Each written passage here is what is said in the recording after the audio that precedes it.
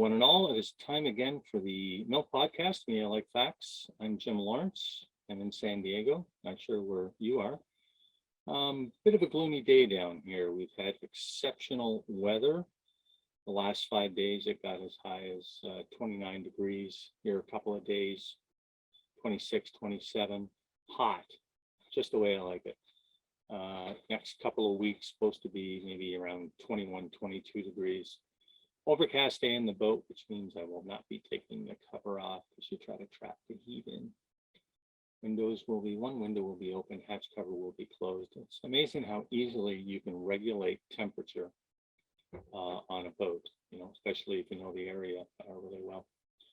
Okay, so the podcast today is going to be on the aftermath of COP26. Okay, the Conference of Parties. This was the event that took place in Glasgow here over the last couple of weeks.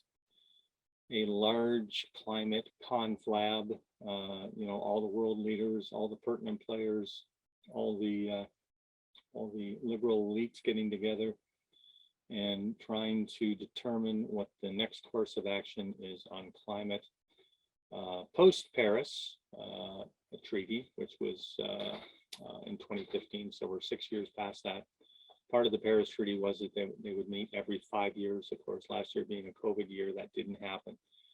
So what actually did they accomplish? Because if there's one thing I've learned in my 61 years on this planet, is that when you get a bunch of different countries together and you get a bunch of different mandates, ideas, and opinions, very rarely do they ever agree on a multi-course of action, let alone a singular course of action. This has just been demonstrated over the years by the United Nations and places like that. I mean, one thing to remember about all these countries getting together is that all of these countries, and there was something like 190 of them represented at COP26, is, they're all in different stages of standard of living. They're all in different stages of economic growth. And as a result of that, they are in different stages as to what they use for their primary sources of energy. North America and Europe, for the most part, pretty good mix of nuclear, ONG-based, and renewables. Canada is one of the leaders. I think we get 25% of our energy from renewables, i.e. solar and wind. But then again, you have a country like China, huge population, has been building 3 coal-fired plants a week, basically for the last year. They want cheap energy for their continued growth as a world power. I mean, that's what they're trying to do. They're trying to achieve world power status, and probably will if the U.S. doesn't get their act together. So again, various stages, all the countries in Africa, low output economies, standard of living, relatively low depending upon where you live. But, one of the things that was discussed at the conference, and I'll get into a little more detail about this, was the fact that the richer countries in the world are basically looking at the poorer countries, i.e. developing economies, to skip the ONG growth that we were fortunate enough to take advantage of, which in a lot of ways propelled our growth economically and improved the situation for everyone in the country. So we're asking poor nations to sidestep that. Poor nations are in turn asking, well, if you want us to sidestep that growth, and if you want our growth to be renewable dependent, we aren't going to be able to do that economically because it's an expensive niche. You need to understand that in North America, most renewables are heavily subsidized by the governments. When it comes to capital markets and capitalism, most renewables would not even be taking place right now because the return on investment just wouldn't be attractive to most investors. Now that's changing, but everybody needs to understand wind and solar is still highly, highly subsidized. And, we're asking the poor countries, or the poor countries are asking the rich countries, well, if you want us to skip the ONG step, then you need to subsidize our growth into renewables. Okay, so COP26, the latest global confab ended on the weekend in Glasgow. Little consequence. I mean, they didn't agree on very much, really, which wasn't, it was to be expected. You can't get that many countries and people together to agree on very substantive things like energy when they're in such different phases of their development and economies, like I alluded to before. The conferees who warn about the apocalypse is nigh absent draconian energy policies are disconnected from political and economic reality. And in effect, they are. I mean, in Canada, we've been under attack for the last 6 years in the O&G sector.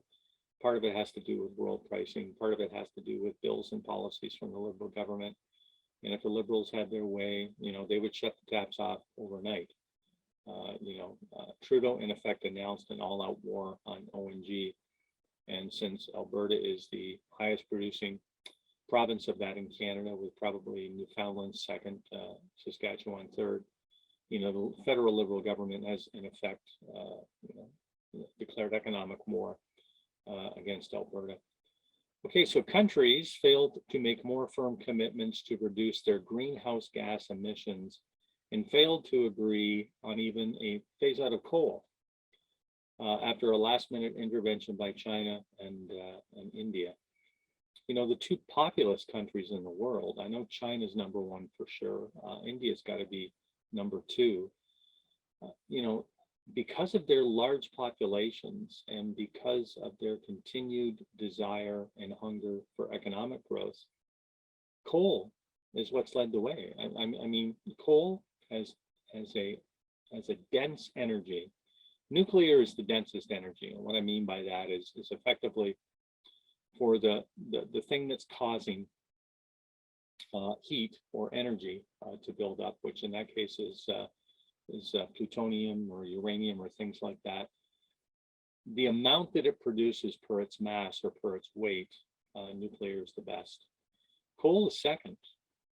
Coal's BTU and energy output is higher than oil, it's higher than gas, it's certainly higher than wind, and it's certainly higher than solar.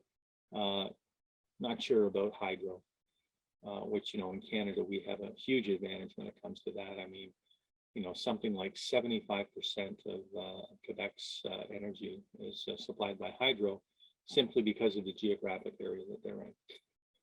Okay, so you have to admire John Kerry. John Kerry's a fucking goof. He has been for a long time. I mean, he's a career politician. He's the climate czar for Biden. Very little reality comes out of his mouth when he talks about this.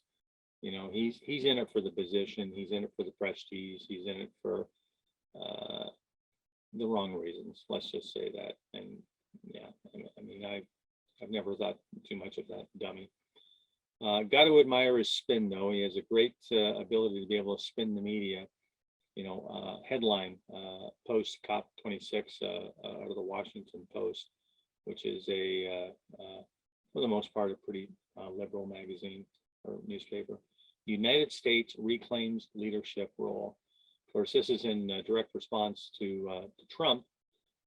During his time in office, I think he actually canceled the U.S.'s participation out of the Paris Accords. And of course, one of the first things that Biden did when he came back into office was to introduce them back into it. Okay, let's go to the real world. China will continue to build more coal plants, though it's said it will begin to reduce emissions, but its previous promise, possibly before its previous promise of 2030. So China is still on the emissions rise, and with them literally having, I think, 1/5 of the population on the planet in that country, we can't expect them to back off from that. Nobody's going to pressure China to do anything. If they say it's going to be 2030, then who knows? Likelihood of it being earlier, maybe. Likelihood of it being after that, probably more realistic. It is completely dependent upon their nuclear program. China announced here recently that in their nuclear program, with their specific design, which I think is a MSR, molten salt reactor. One of the first ones in the world that's going to go online will be in China.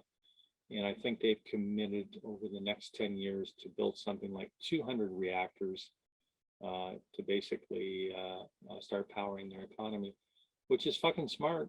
Nuclear is the way to go. Nuclear is the only answer. It's the only answer to lowering GHG, CO2, and things of that nature, and emitting less pollution. It is one of the safest. It's the big thing used to be against it was the fact that it was highly expensive, which if all of this new technology works out, would alleviate that problem. And the other thing is it doesn't emit anything. It doesn't, no CO2, zero CO2, zero particulate, zero pollution. I mean, a number of times I've stated in this podcast that I'm more in favor of renewables because of pollution deaths worldwide and polluting the environment than I am for any effect on climate change. Climate change doesn't bother me because the climate alarmists have their science is their science, and I'm not saying that the world is not warming. It is warming, definite trend. But the fact that they think they can keep it at a certain level through these policies is sheer arrogance, I think. And if things do get considerably warmer, and if we do start suffering as a result of that, I think it's more realistic to think that technologies to alleviate that, not to lower warming, but to alleviate whatever particular ailment is facing us, has a higher chance of probability than we have of actually affecting the gradual warming temperature of the atmosphere. But if they want to do it, nuclear is the only way to do it. Okay, so put this thing out of the way here. I can't see what I'm reading. Okay, so 2030 is the same year that Biden wants the US to have reduced its emissions by half, no matter the cost. The Biden administration following a very similar path right now, at least anyways, that the Trudeau government has. He has put a moratorium on any new well drilling. As a result of the current demand under post-COVID rise in economy, you have insane gas prices all over the US and Canada as well. Because Biden's policies have reduced ONG production, and he doesn't want oil and gas being produced in the US.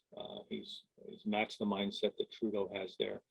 But he has no problem going to Russia and Saudi Arabia and begging them to open the taps up, which is unethical oil and gas production. But it also leaves a bigger carbon footprint as well. Okay, the Chinese know that they can exploit America's climate obsessions by making promises they may or may not keep in return for US concessions on economics or national security. China is completely in the fucking driver's seat here, completely in the driver's seat. They will leverage their targets to reduce emissions because they are the highest emitter in the world. They will leverage it and get favorable gains from the US. The US, because they've assumed somewhat of a leadership role in this thing again, with Biden being back in office, it's a rally the troops moment. But the problem is that the US can't force, or the world can't force China to do anything. They'll do whatever they want to do on their timetable. And they will use the leverage that they have with the US to achieve what they want to achieve. So, this is highly, highly political. And I think that was an excellent point that this particular editorial article made, which again was out of the Wall Street Journal, if I haven't mentioned that. So they'll leverage the US for concessions on economics or national security. Okay, that's what the Chinese are going to do. They also don't mind if the US punishes itself with higher energy costs, which will be the main consequence of the Biden climate agenda. And it will. We're seeing it right now. If the US and Canada put a bad face on ONG, two things happen. First of all, it drives investment. We're already seeing that happening. Major multinational oil and gas companies are even starting to transition away. Banks, have developed these ethical investments, ethical loans, whereas oil and gas projects, the banks were clamoring to finance these things. Now they're basically putting it in their policy that they won't finance anything or produce investment for anything ONG related. Okay. So that is government driven. That is policy driven. And both the Biden and the Trudeau governments, Trudeau more so because he's been in power for 6 years, have been driving this narrative. And as a result of this, and as a result again of legislation and policies, it's not a sure bet to invest in oil and gas, even though our worldwide usage levels aren't expected to peak for another 20, 30 years at over 110 million barrels per day. So I think you're going to see a backlash a little bit.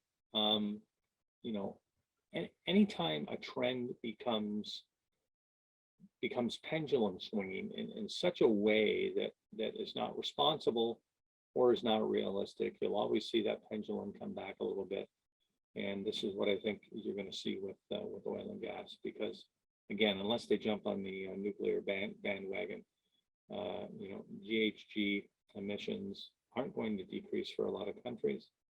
And if they do decrease as a result of solar and wind investment, baseload energy is not going to be very efficient and very reliable. So China wants the U.S. to punish themselves with higher energy costs, and we're certainly seeing that. A lot of people are dreading this upcoming winter that use ONG as a form of heating.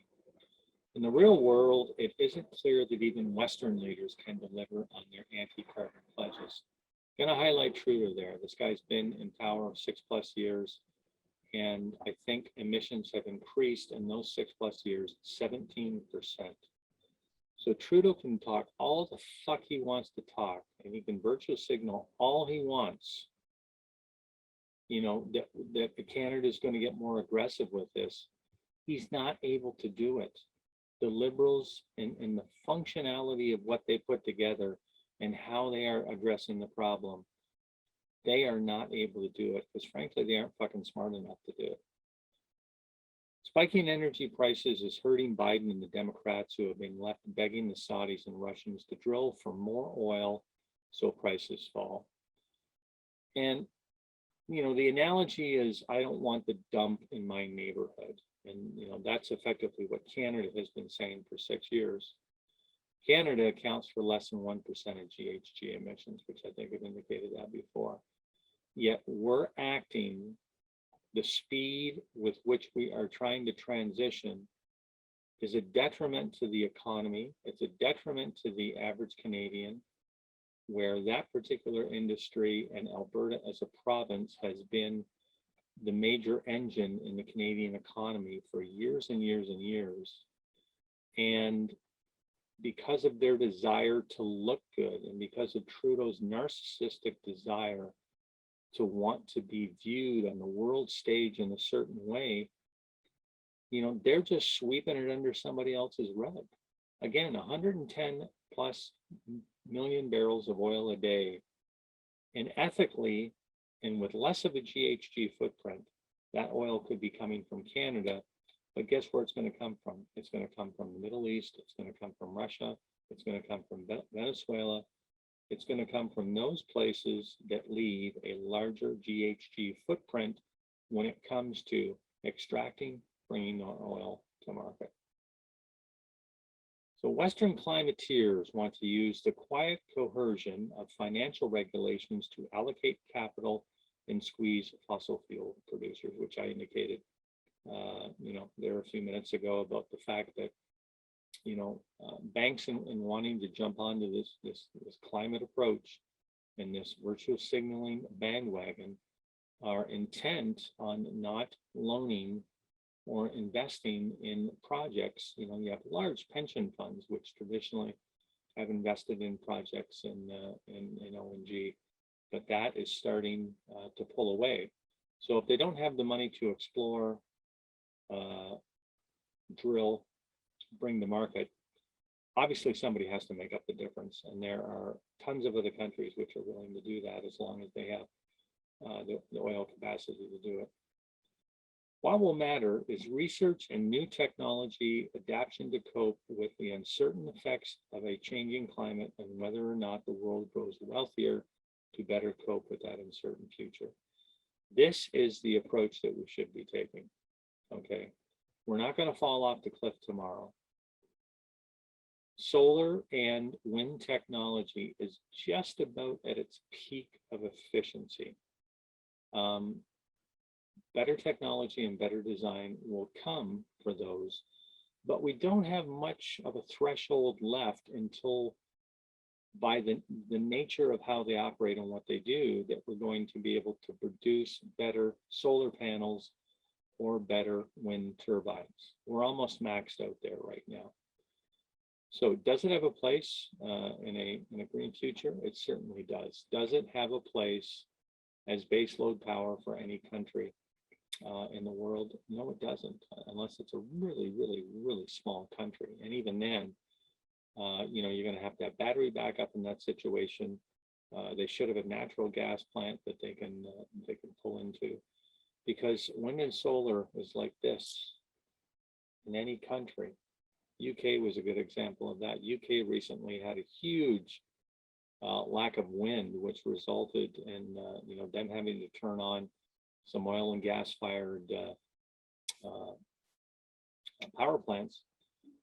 And the cost of it, which of course is passed on to the consumer, was something like the highest rates they've had to pay in the last 10 or 15 years just for power. So the uncertainty of wind and solar means that we have to have reliable base. And if all the countries of the world, and the narrative is to push away from ONG, then ultimately nuclear is the best way to go in that scenario. Even though when it comes to vehicles and when it comes to burgeoning economies, like I mentioned earlier, places like Africa, they're going to need oil and natural gas in order to develop their economies. We should be doing things in steps. What we should be doing is we should be trying to get the world off coal, which has the highest emission of CO2 per unit when it's burned. Transition from coal to fuel oil to natural gas, which is a clean burn and which emits something like 25 times less CO2 than coal does per unit. Those are the things we should be trying to do. We shouldn't be asking burgeoning economies to make the jump from charcoal, which is wood, burnt wood, which is what they do in a lot of places in Africa, which leads to obviously the deforestation. We shouldn't be asking them to skip the ONG segment of their life cycle when it comes to increasing their economic and the quality gains for people. And if countries are insisting that they do that, I, as a Canadian taxpayer, shouldn't be paying another country to do that. I don't want my tax dollars in Canada going to a country in Africa, just so they can skip the ONG step, because it's not feasible. It's not feasible, and it's not a responsibility to do it. People would argue, well, you got to be a good world citizen and everything else. Fuck that. Canada has the largest debt we've ever had. Canada contributes less than 1%. Okay. So if the Trudeau government decides they want to start sending money to third world countries in order to, get their grid on unreliable solar and wind, then we better have the financial wherewithal to back that up. First of all, I wouldn't want to do that as a Canadian citizen. And secondly, if you're going to do that, then make sure you're bringing money in the coffers. And the only way you're going to do that is through oil and gas industry, opening it up, making it investment friendly, still putting the regulations and pressures in place to get them more and more and closer to carbon neutrality. But don't fucking think that you're going to build an economy in Canada on green energy. It's just not going to happen yet. Okay, so that's my rant today on COP26. You're going to see a lot of talk about this post-event. What impact will it have on countries? Hard to say. I think what happens in a lot of cases is, these people go there with good intentions. They try to sell their point of view, but at the end of the day, it ends up not being something that turns into concrete policy. Okay, so I hope everybody's doing well at home. I am here for another, I guess, a little over 2 weeks, and I'll be back up in Canada. Going back up to Woodstock to spend some time with my mom. And we'll be coming at you next week with another subject.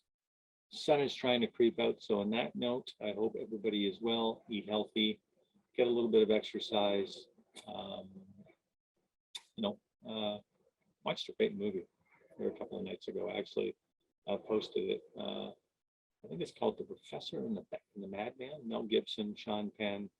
True story about the gentleman who started the Oxford English Dictionary and the struggle that he had to go through to get this project approved, and the unlikely alliance that he had with a schizophrenic American ex-general who was in prison in England for murder.